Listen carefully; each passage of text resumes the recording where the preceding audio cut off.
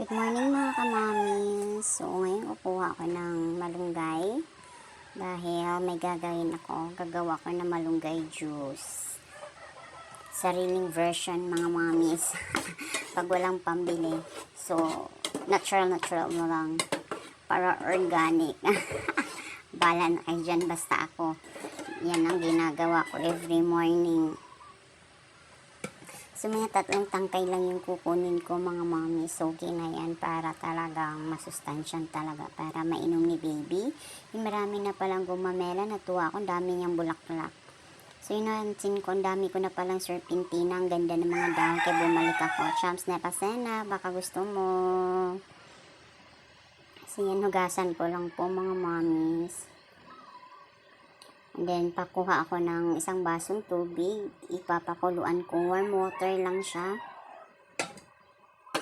Itatabi ko lang dahil pipigaan ko muna yung malunggay. Naghanap ako. Ay, yan ang inano ko siya sa lampin dahil nga puti. Malinis naman yan. So, dyan ko na siya nilagay. So, kukuha ka ng baso, bigla akong naisip, meron pala akong pang tadtad or ang tawag doon, basta yun na yung pang pukpok. Pala na kayo umintindi, basta yun na yun. So, yan, naalala ko sa kinuha ko. Hinugasan ko, tapos ko na pala yung hinugasan. So, yan.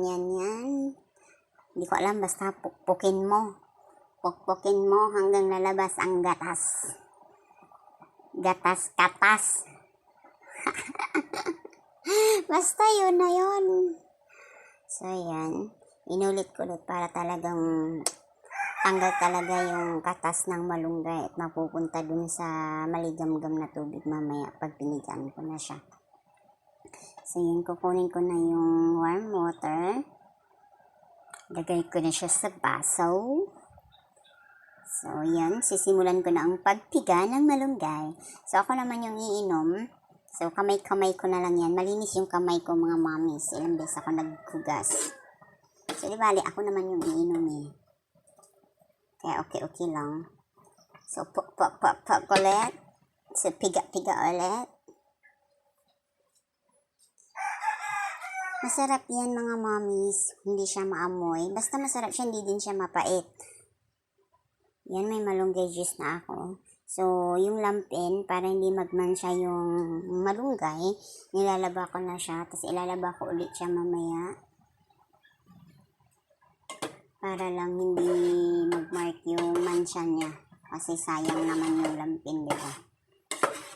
Kapag nagmansya, ang pangit-pangit na. So, ilaba. Unting sipag lang talaga. Pagising mo sa umaga. Kung may pambili ka naman, mas better bumili ka na lang din yan. Malunggay juice na. So, inumin ko na. So, ang init.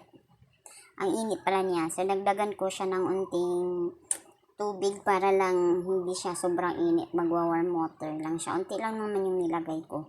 So, hindi siya maamoy. Wala kang malasahan, hindi din siya mapait. Okay lang, sakto lang, para lang din tubig.